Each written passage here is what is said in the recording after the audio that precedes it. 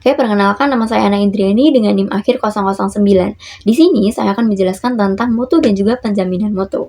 Langsung saja, yang pertama adalah pengertian mutu. Apa sih mutu itu? Mutu adalah standar yang menunjukkan seberapa baik suatu produk atau layanan. Nah, apakah produk atau layanan tersebut sesuai dengan harapan atau standar yang telah ditetapkan? Sederhananya, mutu memastikan bahwa produk atau layanan tersebut dapat memenuhi kebutuhan dan kepuasan bagi penggunanya. Nah, ada beberapa sudut pandang nih tentang mutu yang diungkapkan oleh beberapa ahli dan juga KBBI. Ini menurut KBBI dulu ya. Jadi definisi dari mutu itu diartikan sebagai ukuran baik atau buruknya sesuatu, bisa berupa benda atau jasa, yang dinilai dari kadar, taraf, atau derajatnya. Sedangkan menurut ahli yakni Crosby mengungkapkan bahwasanya mutu adalah conformance to requirements atau sesuai dengan persyaratan. Artinya, suatu produk dianggap bermutu apabila sesuatu dengan standar yang sudah ditentukan. Dalam pandangan ini, mutu bisa berarti bahwa bahan baku, proses produksi, dan hasil akhir semuanya mengikuti standar yang sudah ditetapkan. Nah, jadi kesimpulannya nih, mutu adalah standar yang menjamin sebuah produk atau layanan yang memenuhi syarat dan dapat memberikan kepuasan bagi penggunanya. Dengan kata lain, jika suatu produk atau layanan ini bermutu, maka seharusnya produk atau layanan tersebut berkualitas sesuai dengan yang diharapkan. Kita lanjut ke penjaminan mutu. Setelah kita mengetahui tentang pengertian mutu, kita akan lanjut ke penjaminan mutu. Apa sih bedanya dengan pengertian mutu? Jadi, penjaminan mutu ini adalah proses untuk memastikan bahwasanya kualitas suatu produk, layanan, atau sistem selalu memenuhi standar yang telah ditetapkan. Jadi ini tuh dilakukan dengan menetapkan, menjalankan, dan juga menjaga standar kualitas secara konsisten dan juga berkesinambungan, sehingga pelanggan atau pengguna merasa puas dengan hasilnya. Penjaminan mutu menekankan pada proses yang dilakukan, bukan hanya pada hasil akhir ya. Jadi agar kualitas tetap terjaga dari awal hingga akhir. Nah, dalam konteks pendidikan ya, penjaminan mutu ini bertujuan untuk meningkatkan kualitas layanan di lembaga pendidikan, seperti sekolah atau juga madrasah. Dengan adanya penjaminan mutu, seluruh pihak yang terlibat termasuk siswa, orang tua, guru, dan juga masyarakat dapat merasakan manfaatnya dan memiliki kepercayaan pada kualitas pendidikan yang diberikan. Selain itu, penjaminan mutu ini juga berfokus pada kegiatan pencegahan dan pemecahan masalah, yang berarti potensi masalah kualitas diidentifikasi dan diselesaikan sebelum berdampak lebih jauh. Dengan cara ini, sistem penjaminan mutu berperan penting dalam menjaga dan meningkatkan kualitas secara terus-menerus sesuai standar yang telah ditetapkan, sehingga dapat memenuhi ekspektasi semua pihak yang berkepentingan. Nah, kita udah mengetahui nih penjaminan mutu ya. Jadi, bedanya untuk penjaminan mutu itu adalah prosesnya, sedangkan mutu itu tadi adalah hasil akhirnya, seperti itu. Nah, yang selanjutnya adalah mengapa sih dalam lembaga pendidikan itu harus ada penjaminan mutu? Jadi, sistem penjaminan mutu itu penting ya di dalam lembaga pendidikan. Agar apa? Agar kualitas pendidikan yang diberikan dapat terus ditingkatkan dan sesuai dengan standar nasional. Jadi melalui penjaminan mutu, lembaga pendidikan bisa menghasilkan lulusan yang kompeten, terutama dalam mempersiapkan pendidik yang profesional. Penjaminan mutu ini juga berfungsi sebagai metode untuk mengidentifikasi dan mengatasi berbagai masalah pendidikan yang sering muncul. Nah, di perguruan tinggi, misalnya penjaminan mutu ini bertujuan untuk memastikan lulusan siap bersaing di dunia kerja. Sedangkan di pendidikan dasar dan menengah, penjaminan mutu memastikan proses belajar sesuai standar yang sudah ditetapkan. Fokus utama dari penjaminan mutu ini yaitu memberikan layanan yang sesuai dengan kebutuhan siswa, orang tua, dan juga masyarakat. Seperti itu. Nah, selanjutnya kita ke ruang lingkup penjaminan mutu dalam pendidikan. Apa aja sih ruang lingkup dalam penjaminan mutu pendidikan? Nah, yang pertama itu ada standar pendidikan. Penjaminan mutu melibatkan penetapan dan pemenuhan standar nasional pendidikan atau SNP yang meliputi, yang pertama ada standar isi, yang kedua standar proses, standar kompetensi lulusan, standar pendidik, standar sarjana, dan lain sebagainya. Yang kedua ada proses penjaminan mutu. Terdiri dari langkah-langkah sistematis, ya seperti pemetaan mutu, rencana pemenuhan, pelaksanaan, dan juga evaluasi.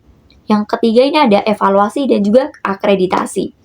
Proses penilaian berkala oleh lembaga independen untuk memastikan lembaga pendidikan memenuhi standar ya. Oke, yang selanjutnya ada pengembangan berkelanjutan. Penjaminan mutu ini tidak hanya untuk memenuhi standar, tetapi juga terus meningkatkan sistem termasuk pengembangan pendidik dan juga fasilitas untuk kepentingan bersama tentu saja ya. Selanjutnya ada keterlibatan stakeholder ya. Ini yang terakhir. Jadi semua pihak termasuk pemerintah, sekolah, orang tua, dan masyarakat berperan penting dalam menciptakan lingkungan pendidikan yang mendukung kebutuhan para siswanya. Jadi itu semua tentang mutu dan juga penjaminan mutu. Terima kasih banyak.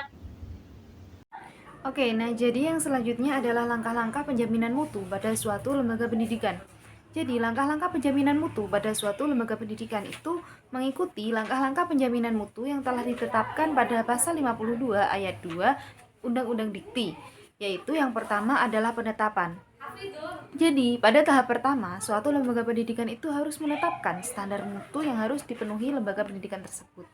Kemudian yang selanjutnya adalah pelaksanaan. Nah, setelah ditetapkan standar mutu yang harus dipenuhi, itu kemudian lembaga pendidikan tersebut itu harus melakukan program-program untuk memenuhi standar mutu yang telah ditetapkan. Nah, jadi tahap selanjutnya adalah evaluasi.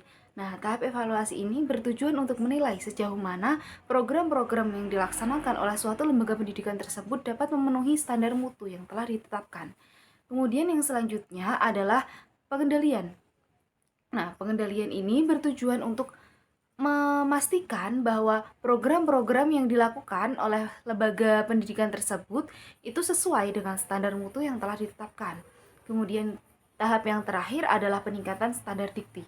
Nah, tadi kan udah dijelaskan nih, ada tahap evaluasi, ada tahap pengendalian. Nah, pada tahap ini itu lembaga pendidikan melakukan perbaikan dan inovasi untuk meningkatkan kualitas pendidikan lembaga pendidikan tersebut. Seperti itu.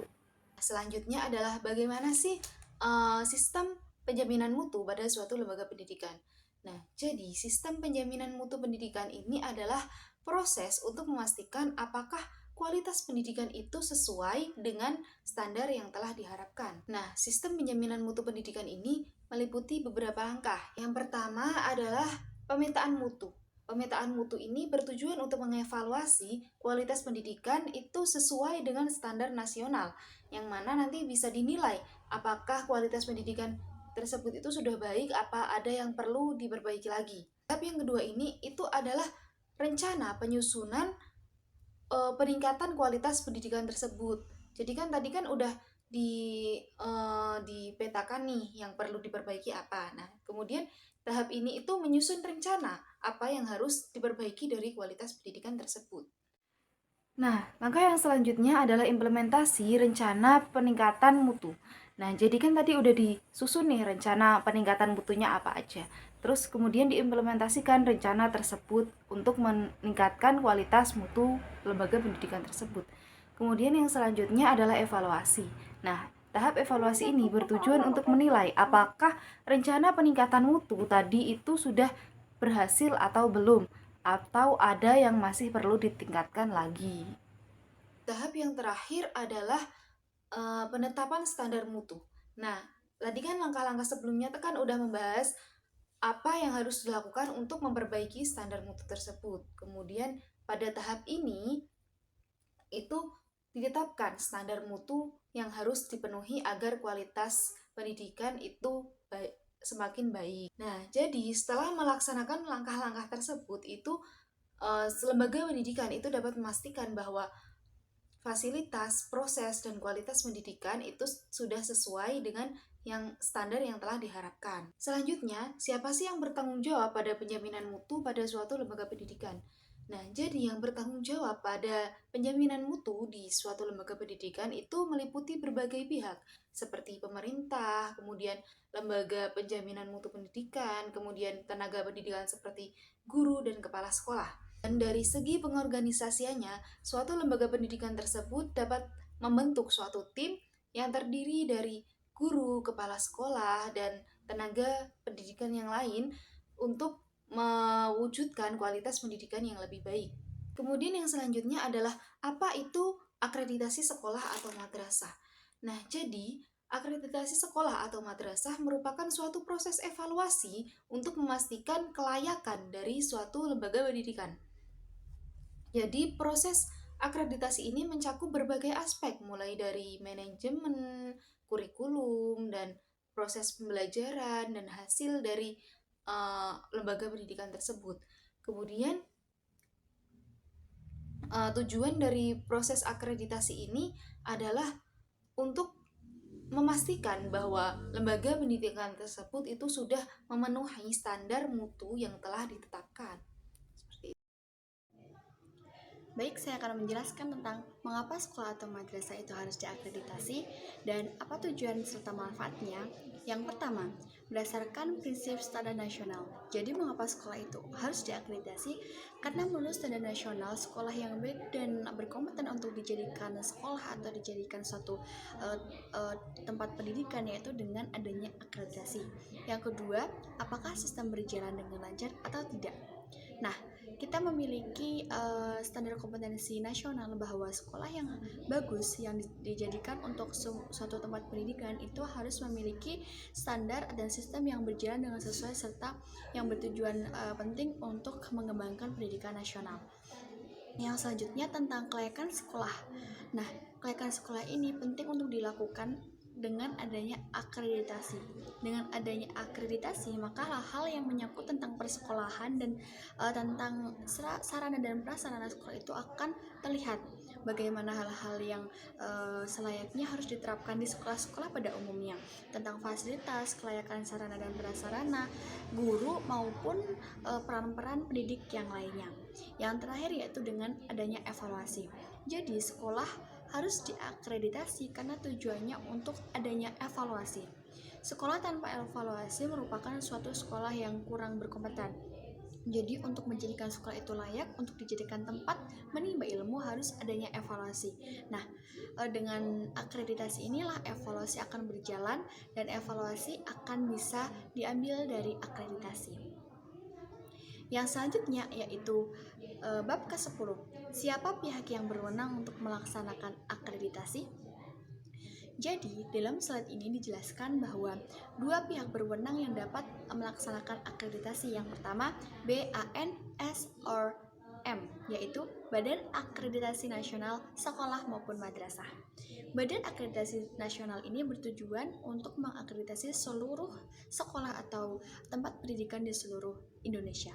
Jadi dengan adanya Badan Akreditasi Nasional, badan ini bertujuan untuk mengakreditasi dan melaporkan seluruh sekolah-sekolah yang ada di Indonesia dengan akan adanya akreditasi. Badan ini juga bertujuan untuk memastikan apakah sekolah tersebut layak untuk dijadikan tempat belajar ataupun tidak. Dan dengan badan ini, pihak-pihak yang berwenang seperti pendidikan sekolah, swasta maupun nasional maupun negeri bisa mendapatkan nilai yang sesuai dengan fasilitas maupun sarana prasarana sekolah tersebut. Badan yang kedua yaitu BANPT atau Badan Akreditasi Pendidikan Perguruan Tinggi. Jadi adanya BANPT, sekolah perguruan tinggi pun akan gampang untuk mengakreditasi dirinya. Jadi selain Badan Akreditasi Nasional, ada Badan Akreditasi Perguruan Tinggi yang bertujuan untuk mengakreditasi perguruan tinggi di seluruh Indonesia. Jadi BANPT ini digunakan untuk mengakreditasi seluruh pendidikan tinggi di seluruh Indonesia maupun negeri ataupun swasta. Yang selanjutnya, kenapa sih harus ada badan akreditasi mau nasional maupun perguruan tinggi? Karena adanya peningkatan mutu layanan pendidikan. Dengan adanya akreditasi melalui badan nasional ataupun badan perguruan tinggi akan bisa terlihat mana sih tempat yang lebih layak untuk dijadikan tempat pendidikan dan meningkatkan mutu layanan. Akreditasi pun bertujuan untuk mencapai tujuan nasional pendidikan tersebut. Jadi akreditasi tidak hanya untuk memenuhi persyaratan atau memenuhi keinginan dari masyarakat, namun juga adanya akreditasi untuk meningkatkan mutu dan layanan pendidikan nasional Indonesia. Slide yang selanjutnya yaitu akreditasi sekolah itu meliputi apa saja. Jadi aspek-aspek yang diakreditasi dalam sekolah yang pertama adalah standar isi. Standar ISI itu merupakan kurikulum yang digunakan di sekolah tersebut. Jadi dengan adanya akreditasi standar ISI, sekolah mana saja sih yang sesuai dengan kurikulum yang diterapkan di Standar Nasional Pendidikan Indonesia. Jadi standar ISI ini menilai kurikulum apa yang digunakan dan bagaimana kurikulum itu dijalankan di sekolah tersebut. Yang kedua yaitu standar proses. Jadi yang dinilai itu aspek yang kedua yaitu standar proses. Metode apa saja sih yang digunakan di sekolah tersebut dalam pembimbingan pembelajaran sehari-hari? Jadi dalam standar proses ini para badan-badan pengakreditasian itu menilai dengan baik metode pengajaran, pembelajaran maupun kegiatan-kegiatan yang dilakukan dalam suatu sekolah. Yang ketiga yaitu standar kompetensi lulusan. Dengan adanya aspek tersebut, lulusan akan dijadikan sebagai patokan maju atau tidaknya sekolah tersebut. Jadi kompetensi kelulusan ini akan menentukan bagaimana prestasi sekolah itu dilaksanakan. Yang keempat yaitu standar sarana dan prasarana. Sarana dan prasarana ini menjadikan suatu titik tujuan adanya akreditasi dengan apa saja sih yang ada di sekolah tersebut, apa saja yang dapat digunakan fasilitas prasarana dan maupun sarana di sekolah tersebut. Jadi sarana dan prasarana ini menjadikan suatu nilai yang penting untuk suatu akreditasi. Yang selanjutnya adalah standar pembiayaan. Dengan adanya aspek ini, standar pembiayaan akan terlihat apa saja kebutuhan atau pengeluaran yang dilakukan oleh pihak sekolah agar sekolah tersebut menjadi lebih maju dan lebih berkembang dengan adanya standar pembiayaan. Aspek penilaian ini digunakan untuk menentukan apakah pembiayaan dari setiap sekolah ini baik ataupun pembiayaan secara terus-menerus itu menghasilkan atau tidaknya dalam setiap tahunnya. Yang selanjutnya adalah standar penilaian. Jadi standar penilaian ini digunakan untuk menjadikan nilai bagaimana sekolah ini menilai dan meluluskan siswa-siswanya. Jadi standar penilaian ini digunakan para guru maupun para pendidik untuk menilai anak didiknya, peserta didiknya. Jadi aspek standar penilaian ini digunakan untuk pihak badan akreditasi untuk menilai sekolah tersebut mengenai penilaian sekolah tersebut. Yang selanjutnya atau yang terakhir yaitu kategori sekolah berdasarkan akreditasi. Apa saja sih akreditasi yang digunakan atau menjadi patokan suatu sekolah yang baik? Yang pertama yaitu akreditasi A. Bahkan teman-teman sudah tahu, akreditasi A itu merupakan akreditasi paling baik atau unggul. Akreditasi A itu meliputi sekolah-sekolah yang memiliki fasilitas sarana prasarana yang baik dan memungkinkan untuk memulai adanya pembelajaran yang sesuai dengan standar pendidikan nasional. Serta pendidikan nasional itu harus dengan kurikulum yang baik pula, yaitu dengan akreditasi A. Yang selanjutnya yaitu akreditasi B. Akreditasi B ini ditunjukkan bagi sekolah yang memiliki prasarana dan fasilitas yang memadai. Memadainya tidak semua ada, namun jika dikategorikan memiliki nilai 70 dari 100 dalam pengakreditasian. Yang selanjutnya adalah akreditasi C. Cukup. Akreditasi ini diperuntukkan untuk sekolah yang kurang memiliki fasilitas maupun sarana-prasarana yang menunjang pendidikan dalam kegiatan sehari-hari. Dari hal tersebut bisa dinilai bahwa akreditasi C ini diperuntukkan untuk sekolah yang memiliki tingkat penilaian tingkat sarana dan prasarana yang bisa dinilai dari 60/100-nya. Yang terakhir yaitu akreditasi TT atau tidak terakreditasi. Sekolah yang tidak terakreditasi atau menerapkan sistem yang kurang baik itu akan mendapatkan nilai T atau tidak terakreditasi. Maka dari itu sekolah ini belum bisa dijadikan tempat menimba ilmu ataupun dijadikan tempat yang sesuai untuk memperoleh ilmu dan mendapatkan standar yang baik dalam akreditasi. Sekian dari saya.